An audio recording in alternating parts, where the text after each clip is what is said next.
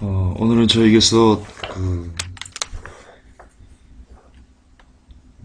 제가 그동안 설교했던 것 중에 가장 많이 힘든 설교가 될 것 같습니다. 그러나 저는 저의 쓸 것을 또는 제게 받은 사명대로 제가 해야 될 말을 해야 되겠습니다.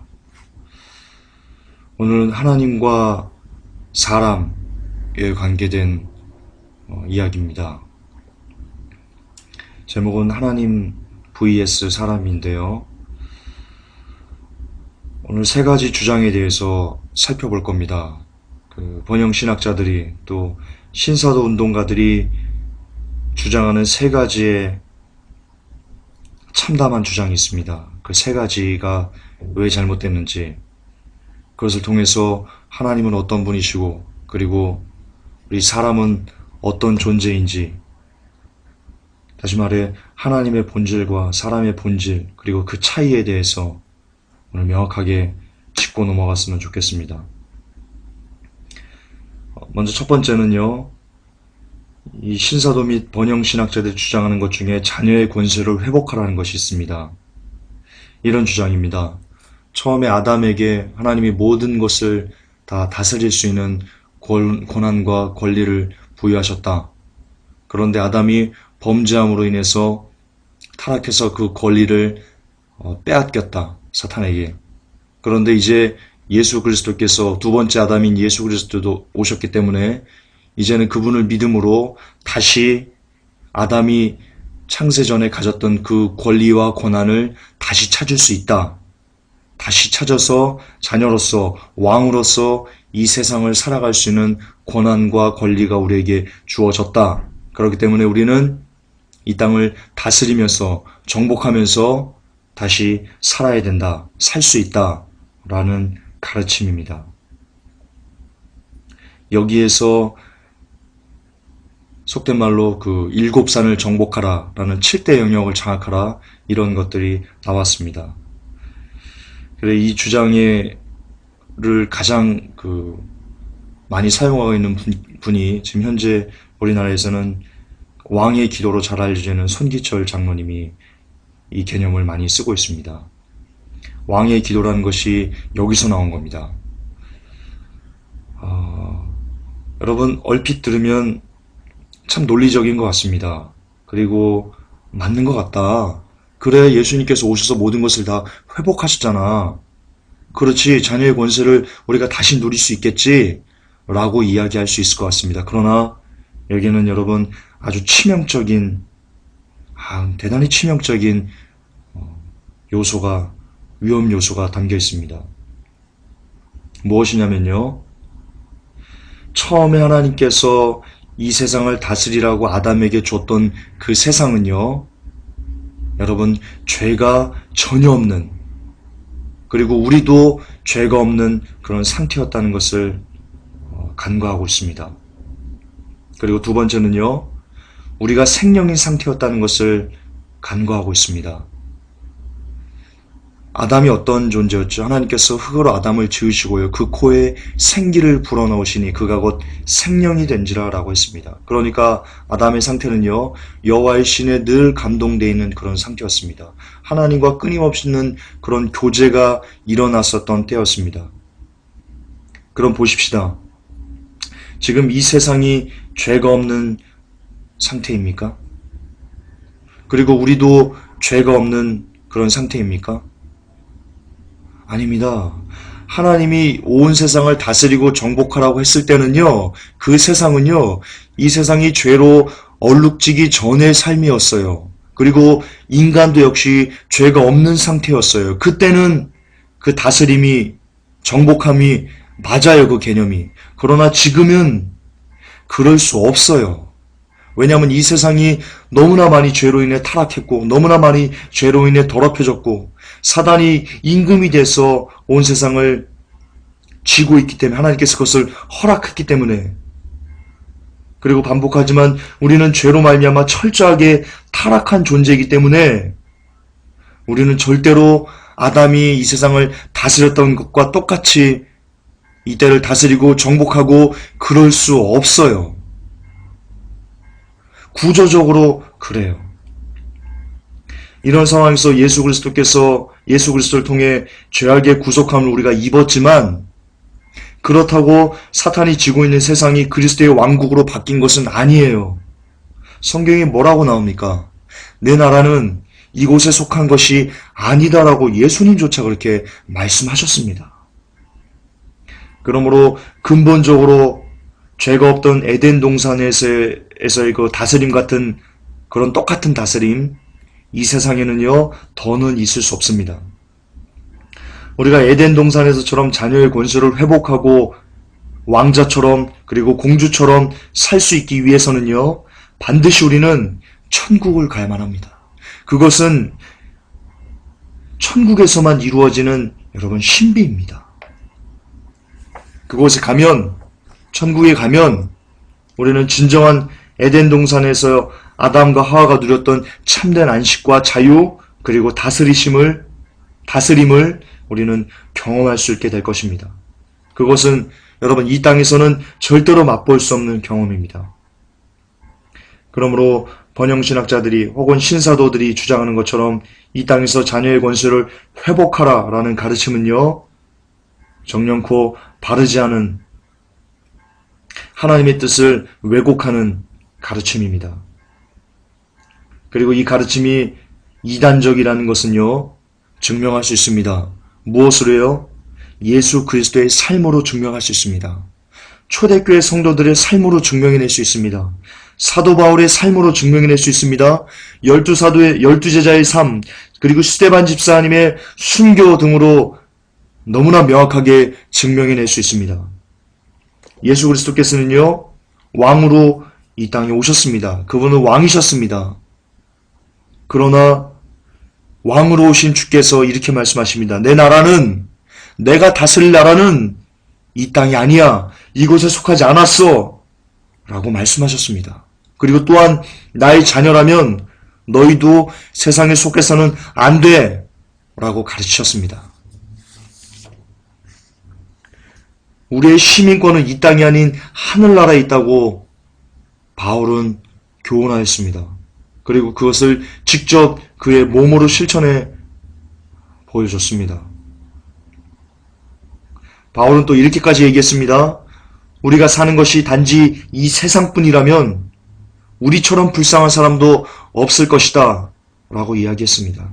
이것이 의미하는 바가 무엇입니까? 너무나 명확합니다. 이 땅에서 예수 그리스도도, 바울도, 열두사도도, 그 누구도 정말 누구보다 천하고 가난하고 고통스럽게 이 땅을 살아냈다는 뜻입니다. 예수 그리스도의 구속의 은혜를 입었던 사람들의 삶이 누구보다 천하고 누구보다 가난하고 누구보다 고통스럽고 만물의 찢기까지 버림받은 삶을 살았다는 것입니다. 그것이 그리스도로 옷 입고 구속함을 받은 자가 이 땅에서 살았던 삶의 모습입니다.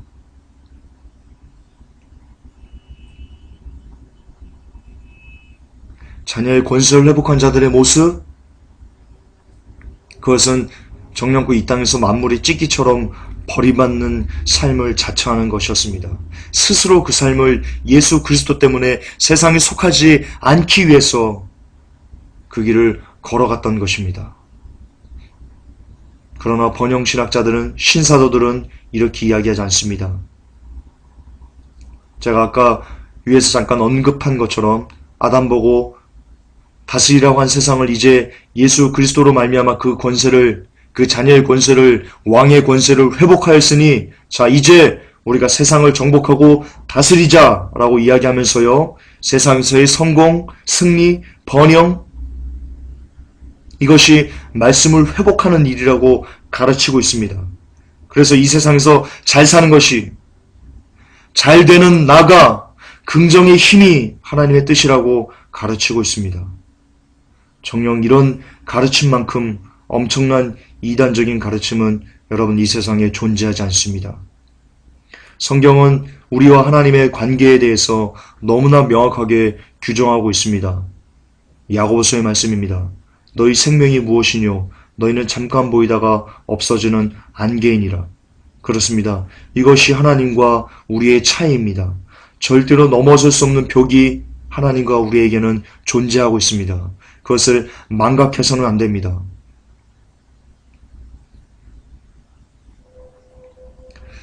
두 번째는요, 기도에 대해서입니다. 번영신학자들은, 그리고 신사도 운동가들은요, 기도에 대해서 이렇게 가르칩니다. 하나님은 우리의 기도 안에서만 역사하시는 분이시다. 제가 일전에 한번 강의했습니다. 케네스 해긴의 기도 중에 이런 말이 있었다고요. 원숭이와 예수님과 케네스 해긴이 환상 중에 대화를 하고 있는데 원숭이 귀신이 나타나서 시끄럽게 깨깨깨 그랬습니다.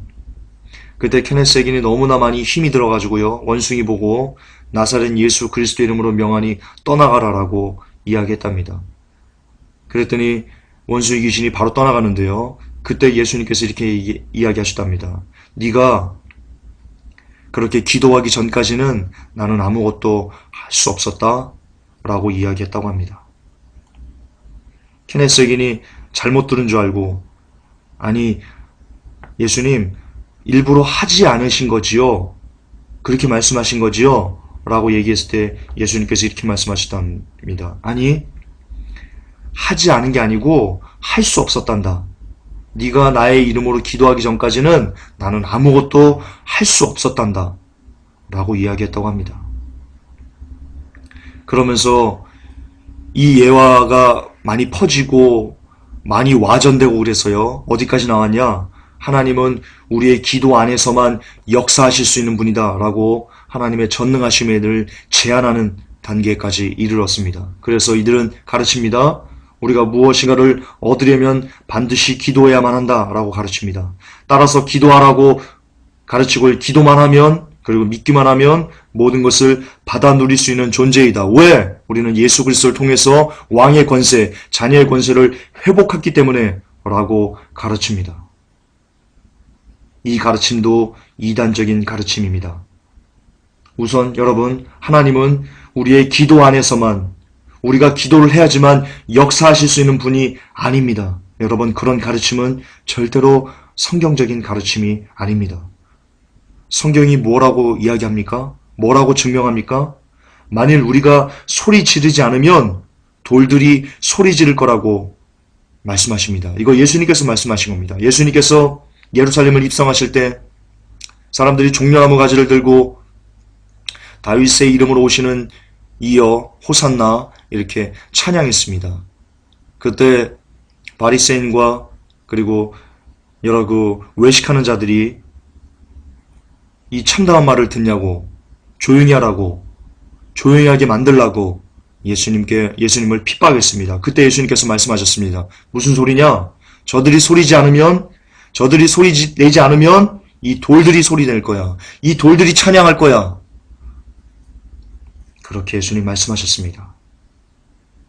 여기서 알 수 있는 것이 무엇입니까? 하나님은 우리의 기도의 유무와 관계없이 그분은 그분의 뜻을 이루시는 분이시라는 겁니다. 여러분, 천지창조가 우리의 기도 때문에 생겨났습니까? 아담이 기도를 해가지고 자기가 태어난 겁니까? 하와가 아담이 하나님께 여자를 달라고 기도했기 때문에 하와를 주신 겁니까? 도대체 무슨 근거로 하나님의 역사는 우리의 기도 안에서만 이루어진다는 생각을 하시게 되는 겁니까? 욥이 교만했을 때 하나님께서 욥을 책망하시면서 하신 말씀을 보십시오. 욥이 교만했습니다. 자기가 하나님보다 의롭다고 생각했습니다. 그때 하나님께서 욥에게 나타나셔서 말씀하셨습니다. 야, 너 내가 하늘을 정할 때, 하늘을 만들 때 너 그때 있었어? 내가 공룡을 만들 때 너 그때 있었어? 내가 바다를 명해서 육지를 침범하지 말라고 얘기할 때, 그렇게 명령할 때 너 그때 있었어?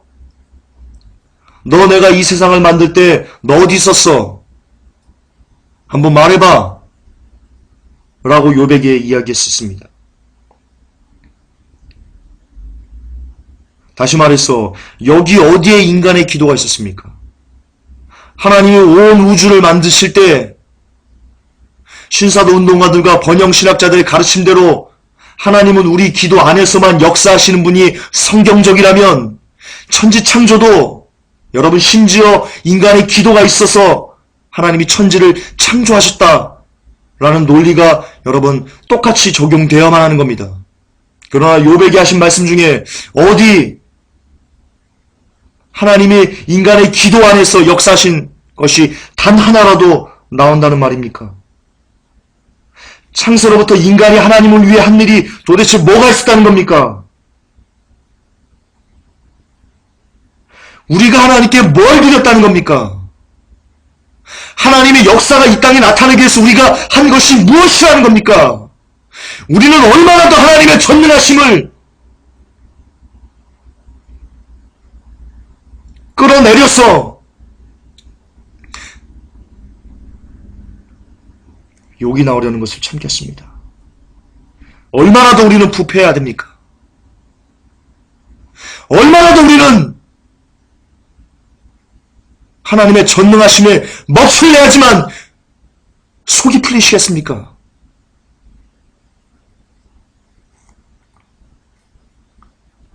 성경이 욥기서에 뭐라고 얘기합니까? 욥이 막 자기의 잘난 체를 합니다. 그때 나이 어린 엘리후가 욥을 책망합니다.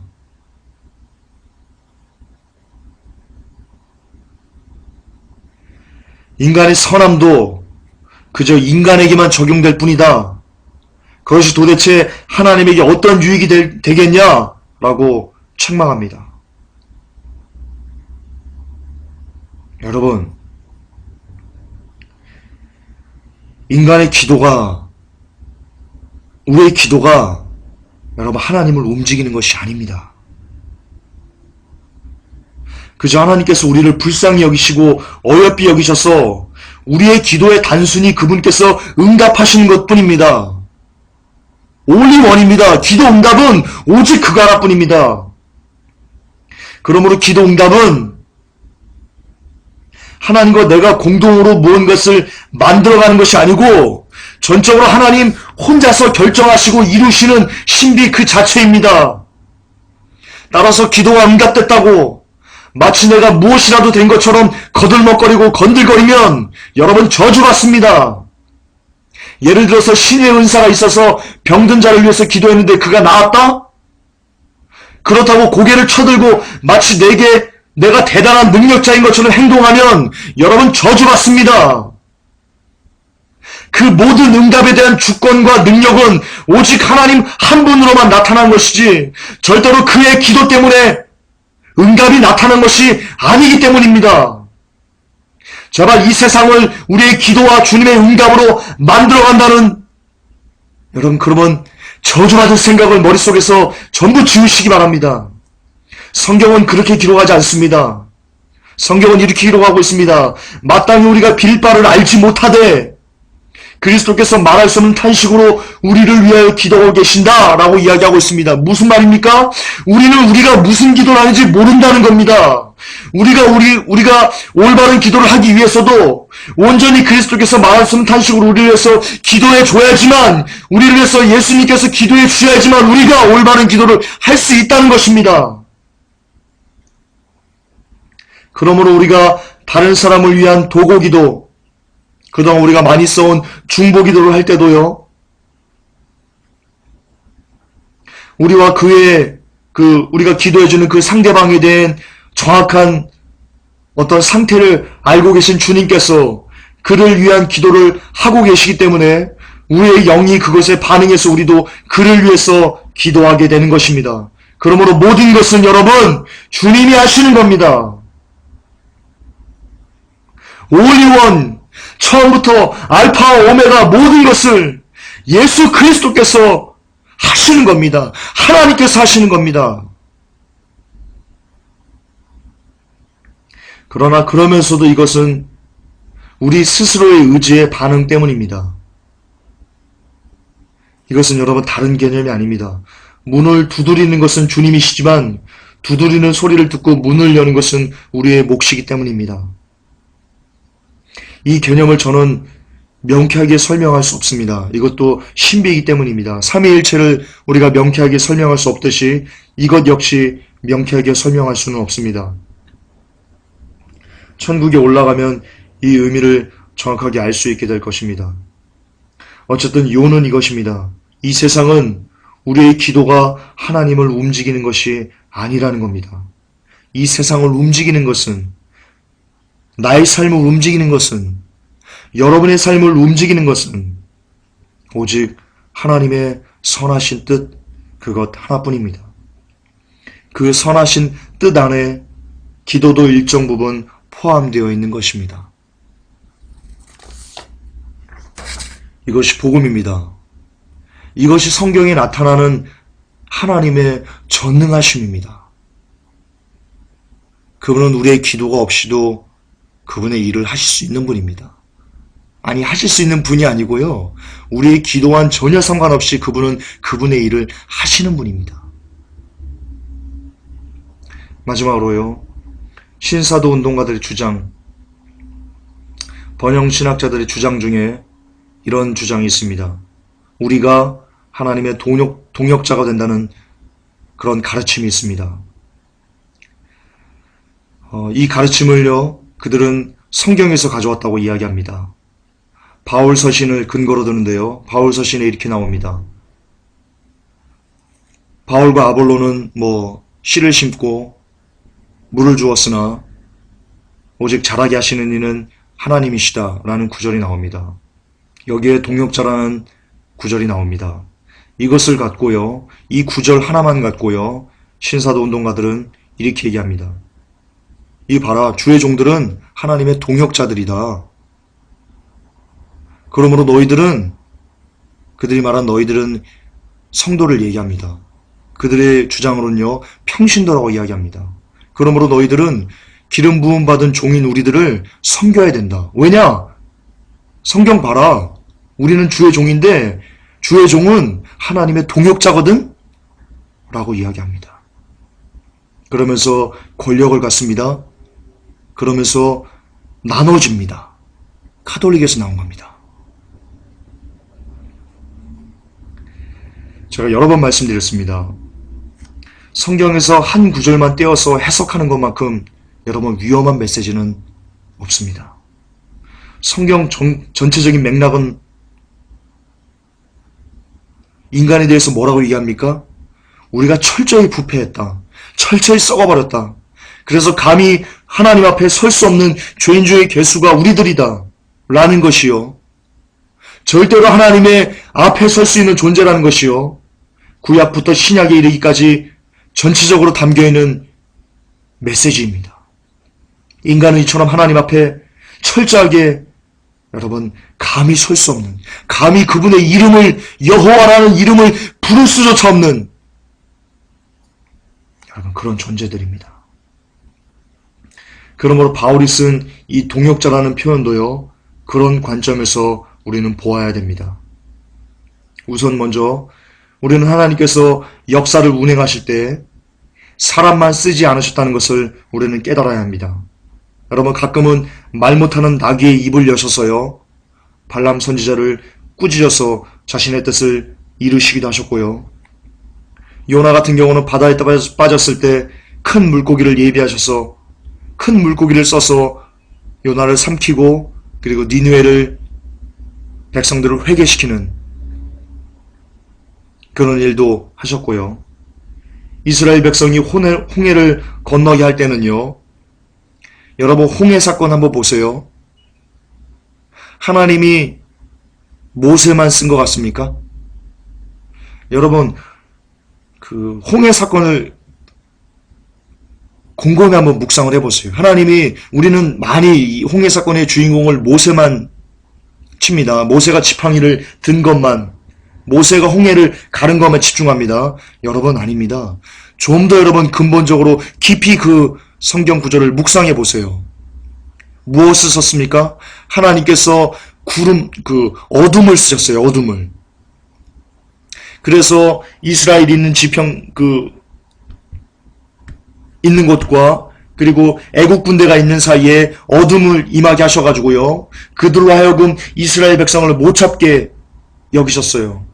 그리고 또 하나, 모세가 지팡이를 들고 있자 성경에 뭐라고 되어 있습니까? 동풍이 불었는데요, 밤새도록 동풍이 불어서 홍해물을 밀려서 올려서 벽을 쌓았다라고 했습니다. 하나님은요, 어둠이란 자연을 쓰셨고요, 그리고 동풍이라는 자연을 함께 쓰셨어요. 집중해 보셔야 돼요. 굉장히 중요한 거예요. 하나님은요, 인간만 쓰는 거 아니에요. 그러므로 신사도 운동가들이 말하는 하나님의 동역자요, 정말 여러분 성경적으로 보면요, 하나님의 동역자는요, 자연이에요. 말로 그들 논리대로 푼다면 그래요. 그 안에서 인간은요, 한 거 별로 없어요. 솔직히 말해 거의 없어요. 소돔과 고모라를 멸하실 때 하나님이 뭘 쓰셨어요? 불과 유황을 쓰셨어요. 그리고 심지어 범죄한 천사들을 사용하셨어요. 자신의 백성들을 훈련하시기도 하셨어요. 그러므로 실상 하나님은 인간만 쓴 것이 아니고요, 그분께서 만드신 온 우주 만드신 모든 것들을요, 동역자로 삼으셨어요. 그렇게 삼으셔서 일하실 수 있는 분이 우리 하나님이세요. 그러나 여러분, 이것은요, 절대로 동역의 의미일 수 없어요. 하나님이 온 우주 만물을 그분의 마음대로 이렇게 사용하실 때 이용하신다고요? 그것이 동역이 될 수는 없어요. 그것은 그냥 쓰임받는 거예요. 그 이상도 그 이하도 아니에요. 그냥 하나님께서 만드신 그 만물을 자기의 원하시는 계획대로 그냥 쓰시는 것뿐이지, 그것이 쓰임받는다고 동역일 수는 없다는 거예요. 깨달으세요, 좀.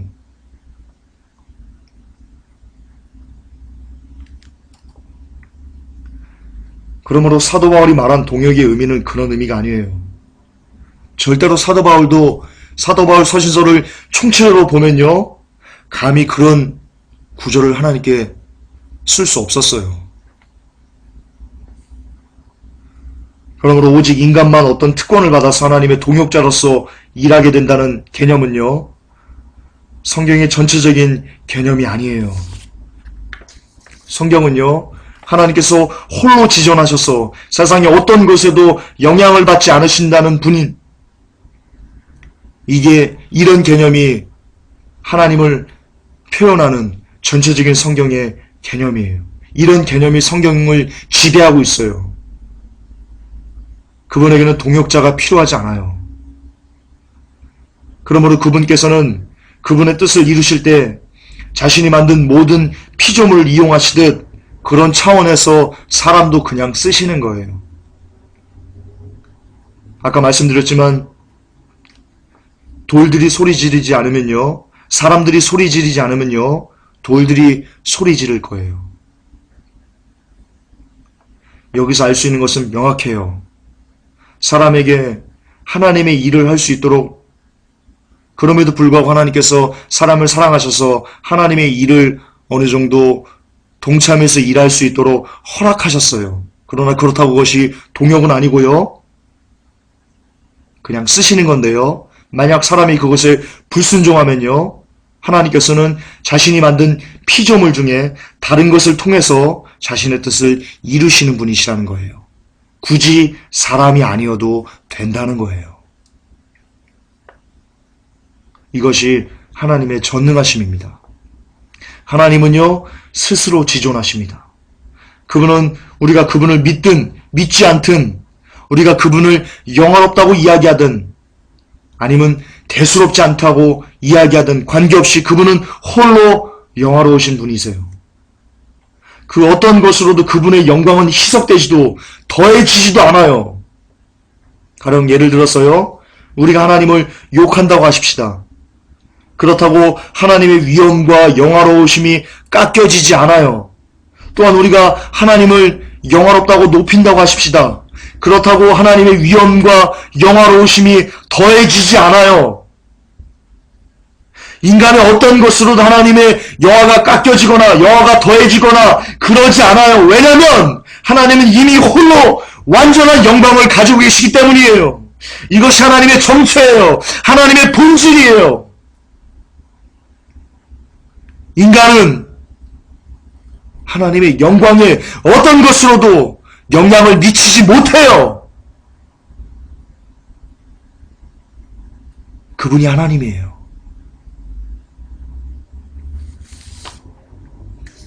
그렇습니다. 그분의 지조는 감히 하찮은 인간 따위가 침범할 수 있는 성질의 것이 아닙니다. 여러 번 제가 말씀드린 겁니다. 그분이 만드신 우주를 한번 여러분 보시기 바랍니다. 여러분 제발 우주를 좀 보세요. 지구를 보시고 태양을 보시고 거대한 은하의 세계를 보시고요. 그 모든 것을 누가 만들었어요? 하나님께서 만드셨어요. 그 우주와 여러분을 비교하세요. 인간을 좀 비교하세요. 우리가 얼마나 값어치 없어요. 우리가 얼마나 작아요. 그런데 하나님은 그 모든 것을 만드신 전능자예요. 그분의 전능은 우리가 절대로 할 수 없어요. 죽었다 깨어나도 할 수 없어요. 우리는 하나님 앞에 그런 존재들이에요.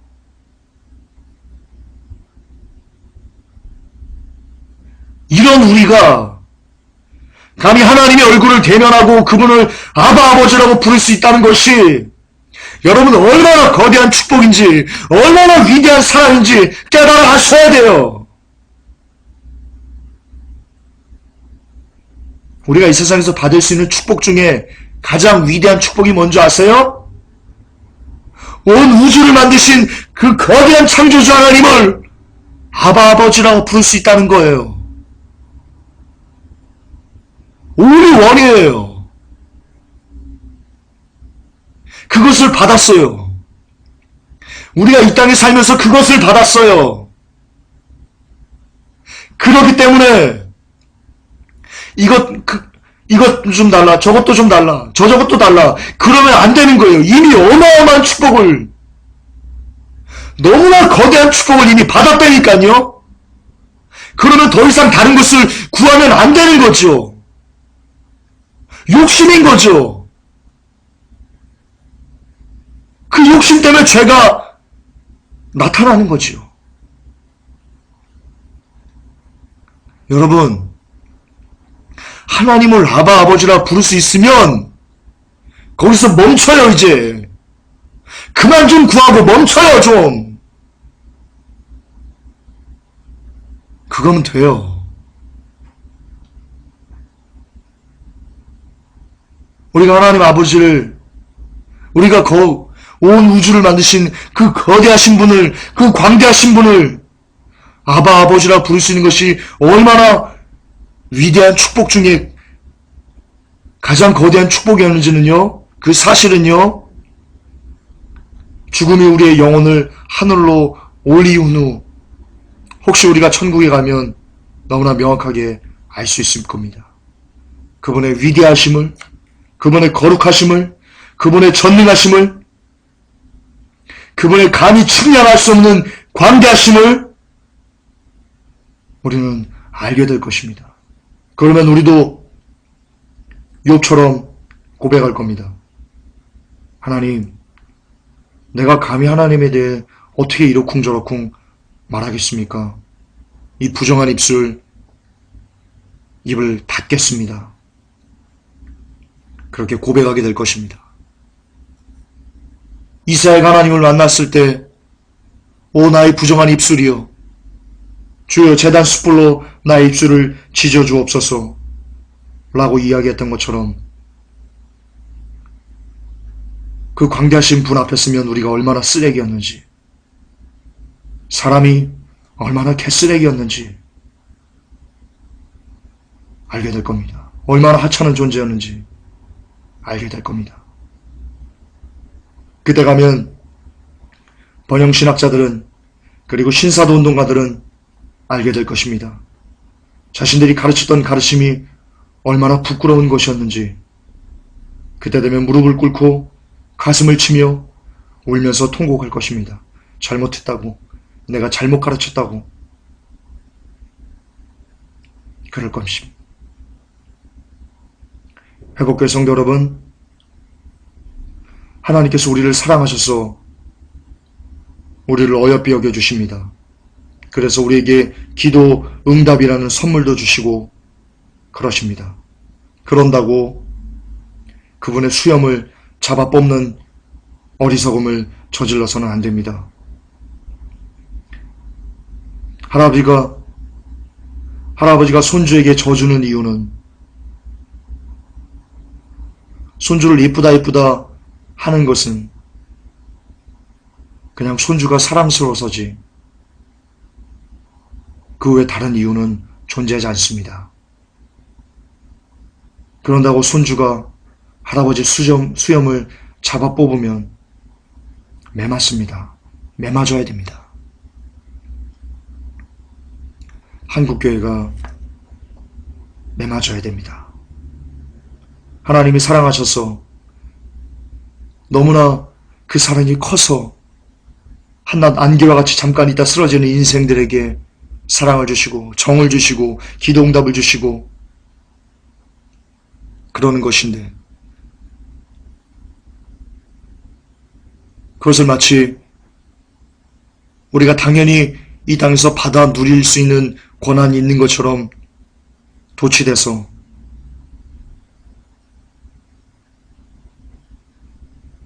하나님께 이것도 저것도 이렇게 저렇게 명령하면서 이 세상을 살고 있습니다. 오늘날 한국교회가 그 일을 하고 있습니다. 거듭반복하지만 우리는 하나님의 수염을 잡아 뽑는 어리석음에서 돌이켜야만 합니다. 우리는 그분께 실상 아무것도 아닌 존재입니다. 저는 지금 반기독교적인 가르침을 여러분들에게 드리는 것이 아닙니다. 우리는 그분께 아무런 존재가 아닙니다. 너무나 하찮은 존재입니다. 성경은 그것을 증명합니다. 우리가 안개처럼 잠깐 있다 쓰러지는 인생이라는 것을 성경은 증명하고 있습니다. 그러나 그럼에도 불구하고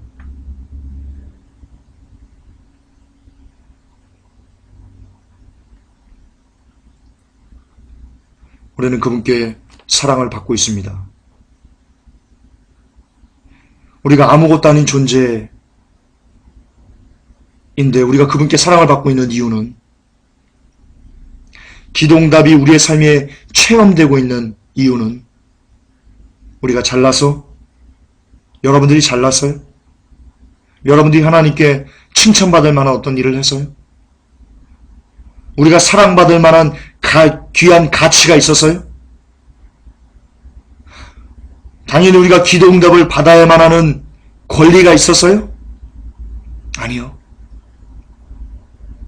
우리가 그분께 사랑을 받고 있는 이유는 거듭반복하지만 기도응답이 우리의 삶에 체험되는 이유는 우리가 잘났어도 사랑받을 만한 귀한 가치가 있었어도 기도응답을 받아야만 하는 어떤 권리가 있었어도 아니요. 다 아니에요. 다 거짓말이에요.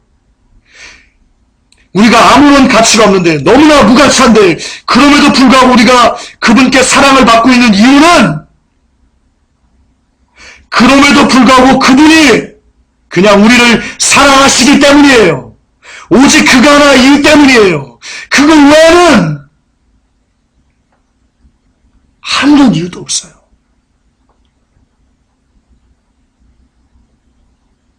여러분 진짜예요. 여러분 지금 기도응답 받으세요? 그것이 여러분이 기도했기 때문에 받는 거라고 착각하고 계세요? 아니에요. 하나님이 그냥 여러분들을 사랑하시기 때문에 여러분들이 기도응답을 오늘 받고 있는 거예요. 기도했기 때문이 아니고요. 깨달으세요. 하나님의 사랑이 아니고서는요. 우리는 아무것도 할 수 없어요. 김전사가 지금 잘나서 죄가 없고 깨끗해서 지금 설교하는 것 같으세요? 제가 얼마나 쓰레기 같은 놈인지 아세요? 그럼에도 불구하고 제가 이 거룩한 주일 아침에 설교하고 있는 이유를 아세요? 제가 쓰레기 같고 개쓰레기 같이 삶을 살고 있지만 그럼에도 불구하고 여전히 하나님의 사랑이 저를 덮고 있기 때문에 여전히 하나님의 은혜가 저를 덮고 있기 때문에 저는 설교하는 것뿐이에요. 오직 그가 하나 이유 때문이에요. 여러분들이 지금 살아서 설교 듣고 계세요? 여러분은 여러분의 삶이 얼마나 개쓰레기 같은 삶인지 여러분은 아시죠? 모든 사람을 속일 수 있지만 여러분의 양심을 속이지 못하죠. 여러분이 얼마나 개쓰레기 같은 삶을 사시는지 여러분은 여러분을 속일 수 없지요. 그럼에도 불구하고 여러분이 오늘 설교 듣지요. 그 이유가 뭔지 아세요? 여러분 오늘 예배 드리시죠? 그 이유가 뭔지 아세요? 여러분이 잘나서 예배 드려요? 여러분이 깨끗해서 예배 드려요? 우리가 하나님께 예배 드릴 만한 어떤 가치가 있어서 예배 드려요? 아니에요. 여러분이 오늘 예배 드리는 진짜 이유는 우리가 살아서 거룩하신 하나님 앞에 서 있는 단 하나의 이유는 하나님이 여전히 여러분을 사랑하시기 때문에 그분의 은혜가 여전히 여러분을 덮고 있기 때문이에요. 그것 외에 어떤 이유도 없어요.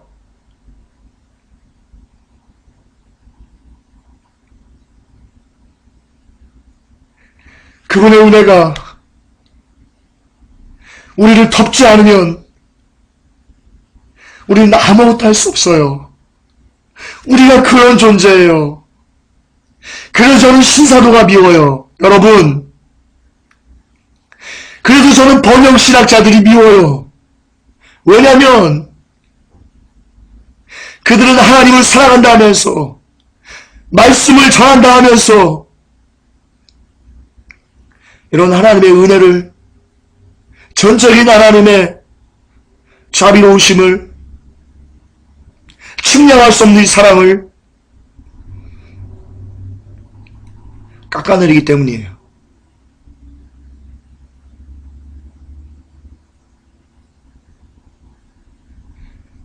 나는 이 땅에 살면서 주님께 드릴 것이 없어요.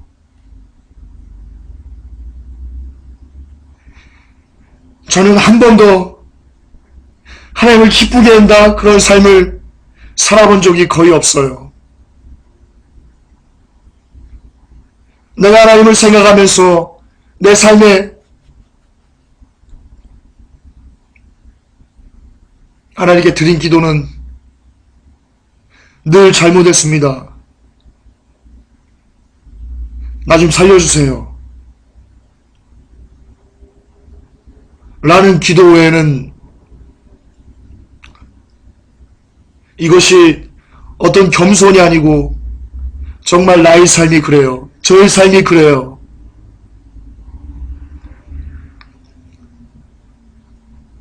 이런 우리가 이게 근데 여러분 죄송하지만 이게 저만 그런 게 아니고요. 여러분 이게 사람이에요.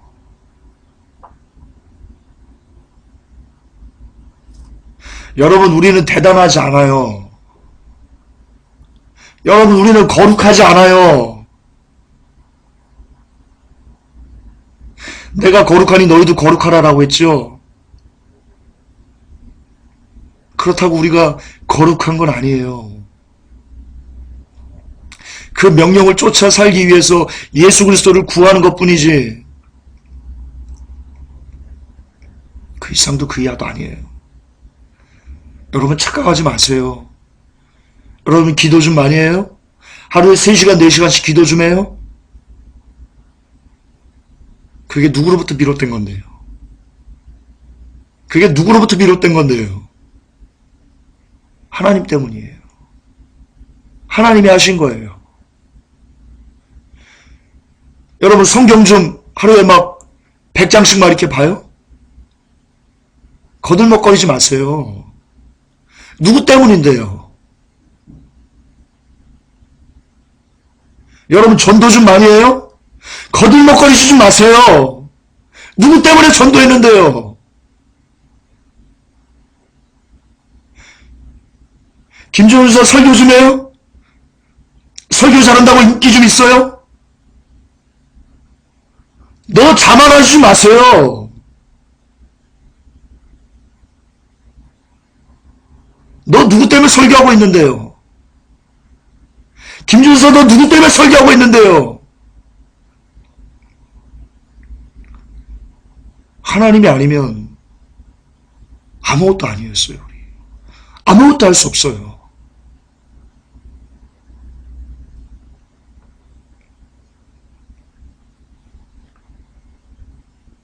여러분,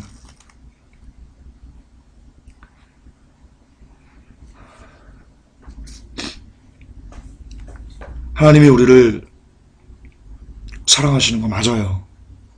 그렇기 때문에 오늘도 살아있고 설교도 하고 설교도 듣고 예배도 드리고 기도도 하고 그럴 수 있어요. 그러나 거듭 반복하지만 그렇다고 여러분들을 하나님과 동격으로 두지 마세요. 여러분들이 하나님에게 무언가를 할 수 있다? 여러분 그런 생각이나 꿈에도 하지 마세요. 하나님은 우리 어떤 것으로도 영향을 받지 않으시는 분이세요. 천국과 말게 될 거예요. 말씀을 맺겠습니다. 우리의 존재를 각인하십시다. 그리고 하나님을 하나님답게 우리 올려드립시다. 그분의 권능을, 그분의 광대하심을, 그분의 위대하심을, 그리고 그분의 그 광대하신 능력 앞에, 전능하심 앞에 부들부들 떨면서, 두려워하면서, 그리고 존경하면서, 그리고 사랑하면서 이 세상을 살아가십시다. 아멘. 기도합니다. 하나님,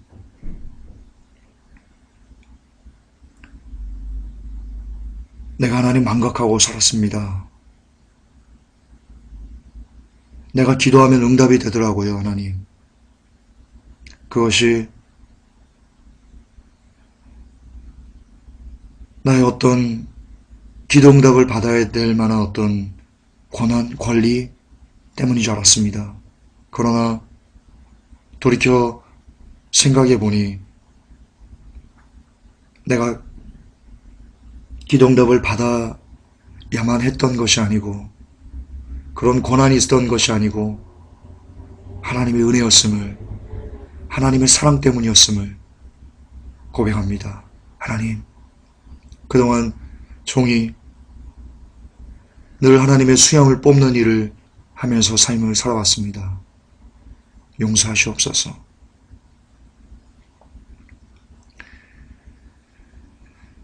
하나님,